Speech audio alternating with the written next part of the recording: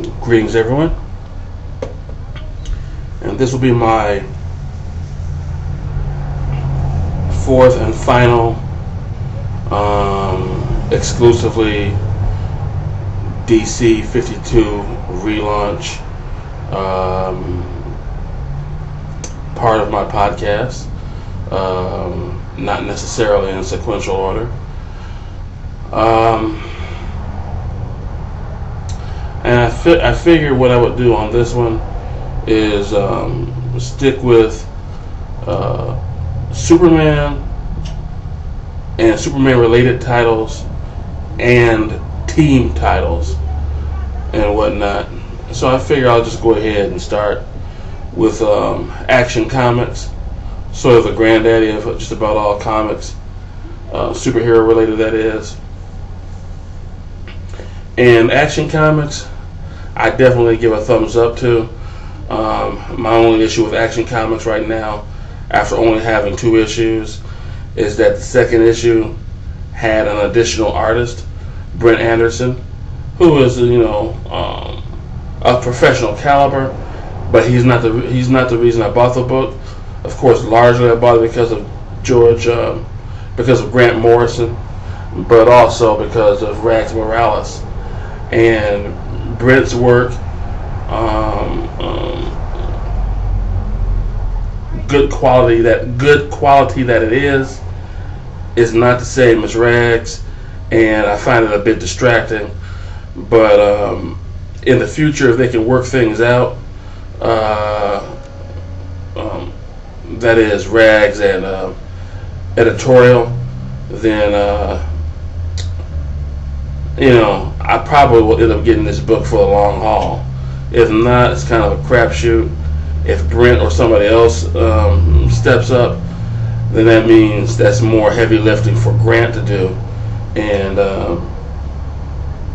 action is going to have to be carried almost strictly by his written word, and not be accompanied by that fine art that Rags is able of producing.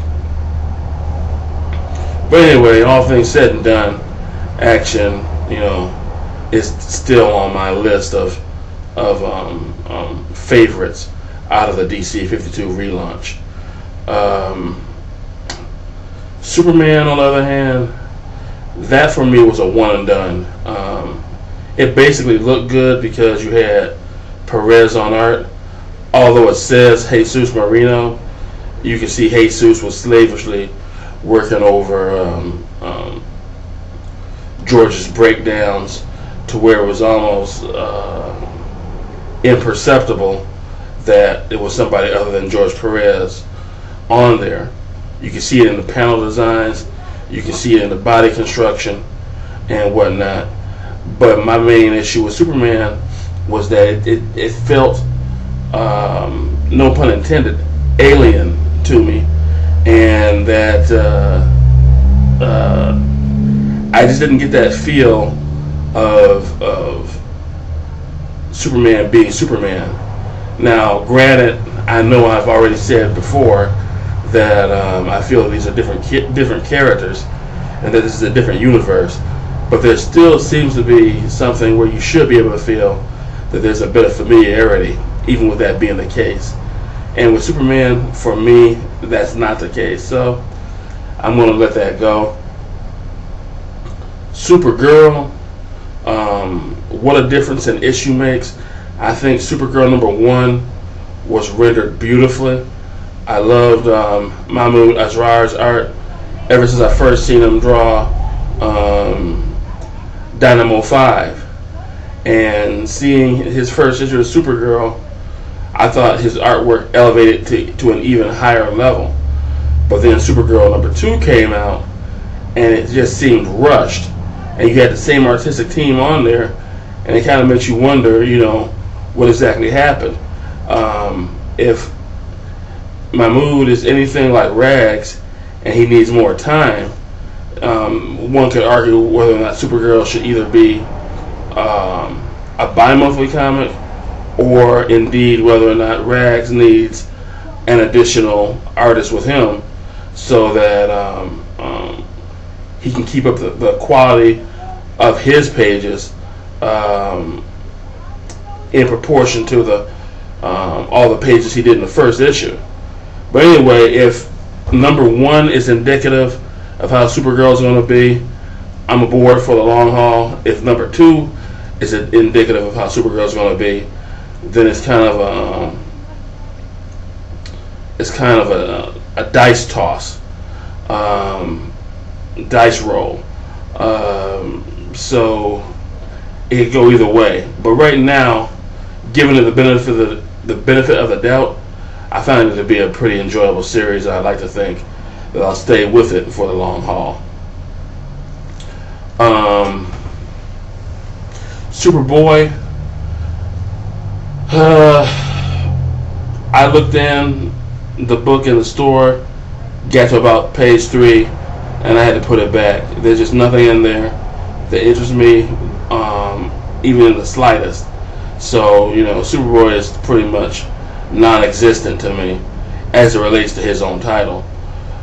Now, to get on teams, Demon Knights, good art.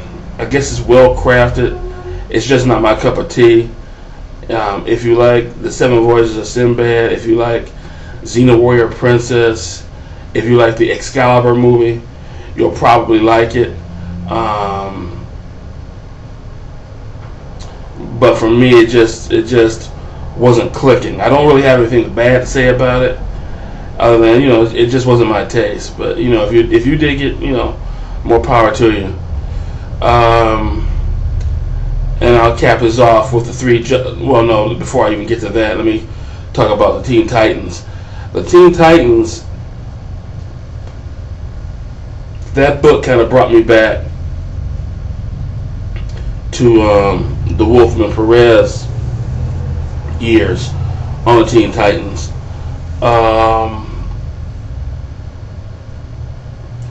I think neither the writer nor the artist are anywhere near the caliber of Marv Wolfman and George Perez, but I do think that they have that feel for these teenage characters, and that they can really make it go out of this title if they don't get too much into decompression. The first 2 issues I thought could have been made into 1 issue without having it be a double issue, and and the same story could have come across just as well. But for what it was, I don't think it was horrible. Brett Booth catches a lot of heat, but I think this is some of his best work, especially if you look at things like Blacklash and a few other things that he's done. It's by no means a masterpiece, but I think it is decent. And I think I will probably be getting this book for the for several story arcs if the writer and artist pretty much can stay on point. Now, to go to the Justice League books, I'll say this: my least favorite is the Jeff Johns, Jim Lee Justice League book, and which isn't to say I hate it, but it just wasn't all that, and Jeff Johns seems to really be, more than probably any writer on DC, heavily into decompression. I would imagine that this first story arc, which looked like it could go 5 issues or more, could have probably been broken down into 2 issues. So I don't really have much use for Johns anyway. Jim Lee, on the other hand, a lot of people have been giving him praise, talking about how great the art is, and I'm a Jim Lee fan, but in my opinion, it hasn't been great. It's been passable. It's been serviceable. On a few occasions, it's even been bordering on being somewhat hackneyed. In the first issue, there's some close-up shots on Victor, Cyborg, where his head looks really misproportioned.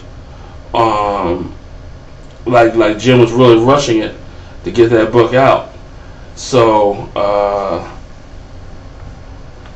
while it was not a horrible looking book, I definitely will still hold or still contend that Jim did not bring his A game on that book. I would say he barely brought his B game on that book.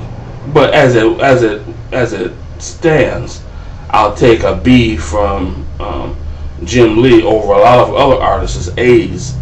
So, I still hold him pretty much in high regard. But, having said that, I really hope that if he's on the book for the long haul, he'll show more exuberance in his artwork in future issues of the Justice League. Justice League Dark. Normally this would not be a book that I'm into because I'm usually not into supernatural related stuff in comics. But this has really been an intriguing story thus far, in particular as it relates to Deadman and Zatanna. This is a book I can see making it pretty big. I don't know whether this Justice League title will be huge given the nature of the book, but this should have a steady core audience that should be able to keep this book afloat for years to come. At least that's my hope.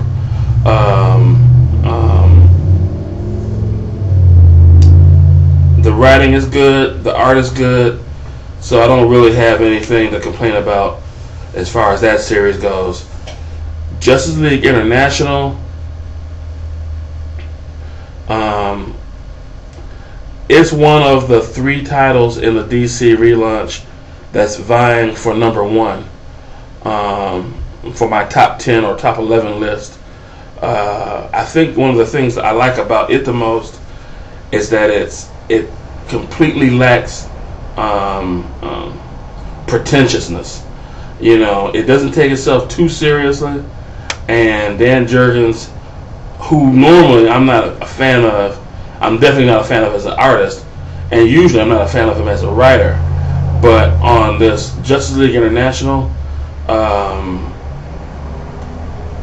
he seems to be enjoying himself on this title, and the joy seems to be really billowing out towards the readers so that we can enjoy it, those of us who want to enjoy it. And the mix of characters from Booster Gold, who I normally don't like, although I thought he worked them well into this story, into this book, to August General and Iron, who I didn't think I would see past the Great 10 maxi series. These characters are just